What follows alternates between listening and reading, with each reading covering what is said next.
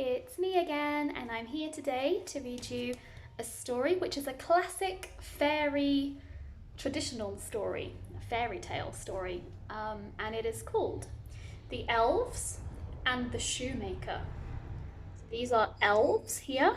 They are like little people with magical powers, and this is the shoemaker. His job is to make shoes. And in this story, the elves come to visit the shoemaker. So let's see what happens in The Elves and the Shoemaker. The Elves and the Shoemaker. Once upon a time, there lived a shoemaker. And while he was an honest and hard-working man, the poor shoemaker never seemed to make very much money.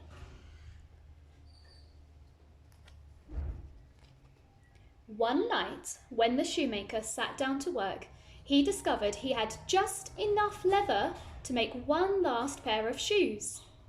The shoemaker was tired after working in the shop all day, so he cut out the last of the leather into the pieces he would need to make a pair of shoes, but he left the rest of the work until the morning. The leather is the material that he is going to make the shoes out of. The shoemaker went to bed, with his wife sleeping peacefully beside him. He knew that he would have to rise early to make the shoes in the morning, but he would not let his worries stop him from getting a good night's rest. Oh, he looks so tired, look. Oh, he's stretching. The next morning, the shoemaker awoke, well rested and ready to work.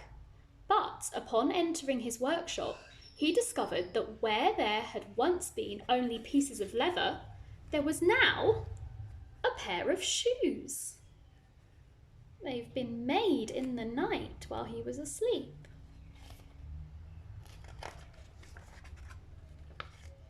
The shoemaker had worked for many years making shoes, and so he knew how to make a good pair. "The stitching is strong and the shoe is sturdy," said the shoemaker to his wife. "Why, these shoes are perfect. They're great shoes." Soon after, a man came to the shop. As he had only the one pair of shoes for sale, the shoemaker handed the man the mysterious pair. "What excellent shoes!" exclaimed the man. "These fit better than any shoes I've ever owned." The man was so delighted by the shoes that he insisted on paying the shoemaker double the normal amount. He loves those shoes. He's delighted. He's so happy.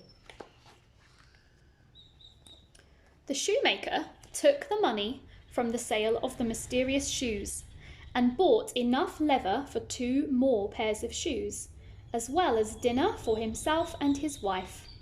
They had not eaten so well in a really long time. Later that night, he did just as he had the previous evening. He cut up the leather into pieces, and he left them on his workbench unfinished. So he's just left the material to see what happens.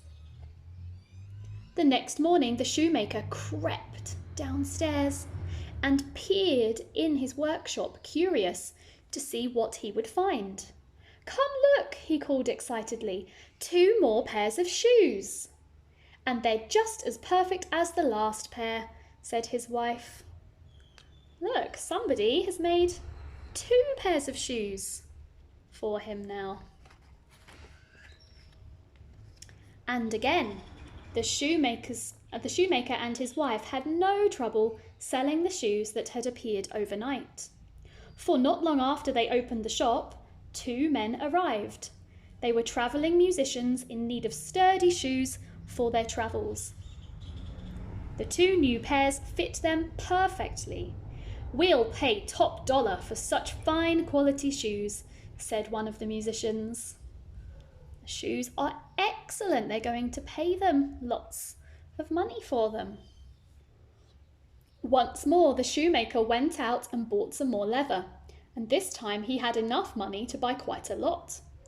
As he had done before, he cut up the leather into pieces for many pairs of shoes and carefully laid them out before going to bed. I think he's hoping it will happen again. Sure enough, the next morning the shoemaker awoke to discover a pile of shoes in his workshop, and each pair was just as lovely and well made as the next. Look at all the shoes in his workshop today. The travelling musicians who had bought shoes the day before had spread the word about the shoemaker's shop. There was a line of people at the door, and all the shoemaker's shoes were sold the very next day. Wow, they're getting busy in the shop now. Over time, the shoemaker grew to be a wealthy man.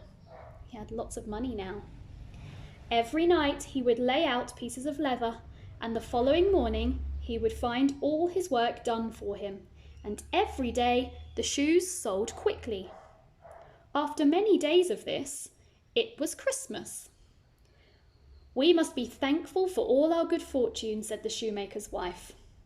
"For some time I have wondered who is making the shoes that have made us so rich," confessed the shoemaker.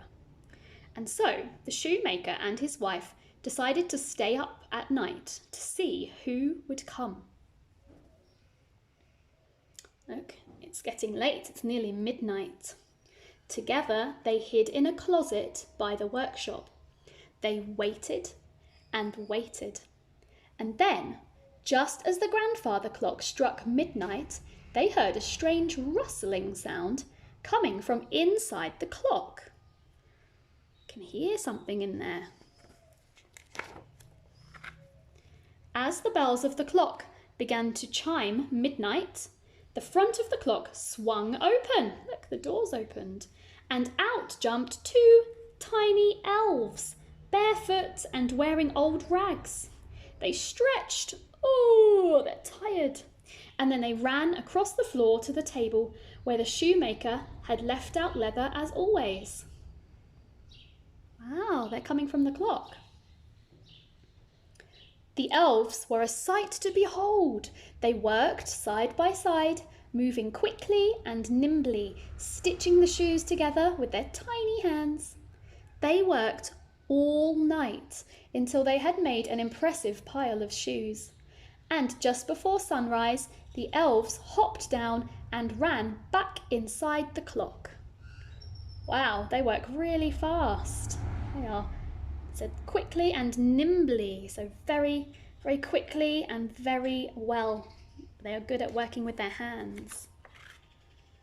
"Those little elves have made us rich," cried the shoemaker's wife the next morning. "And they have only rags and no shoes. We must thank them for all the work they have done." "Certainly," agreed the shoemaker. "You can make them some fine clothes, and I shall make each a pair of shoes for their very own." The shoemaker and his wife closed their shop that day and instead worked hard on their tasks. All day the shoemaker's wife sewed and sewed, while the shoemaker made two tiny pairs of shoes.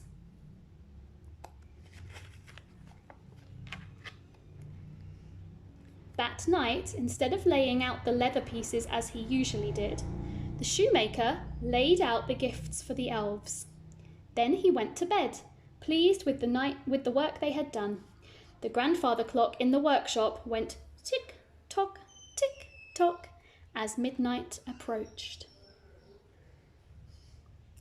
As they had done so many times before, the elves popped out of the grandfather clock at the stroke of midnight. The elves yawned and went about their work as usual. They look really tired. I think it's hard work making so many shoes.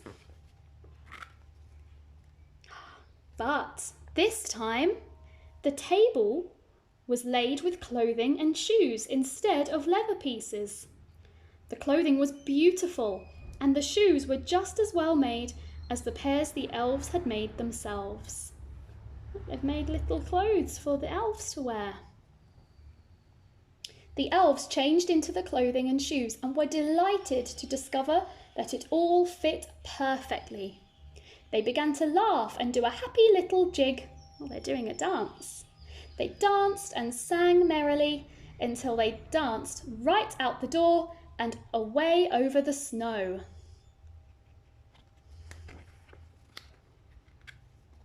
From that day forward, the shoemaker and his wife never saw the elves again. But, thanks to the elves, their shop was successful and they lived happily together for the rest of their days. This is their shop, and inside their shop is where they are going to continue to sell shoes to all the people in the town. Okay, so that was our story today, The Elves and the Shoemaker. And it's a story that you might have known already because it is a traditional story that people like to tell. I hope you enjoyed it, and I'll see you again soon. See you soon.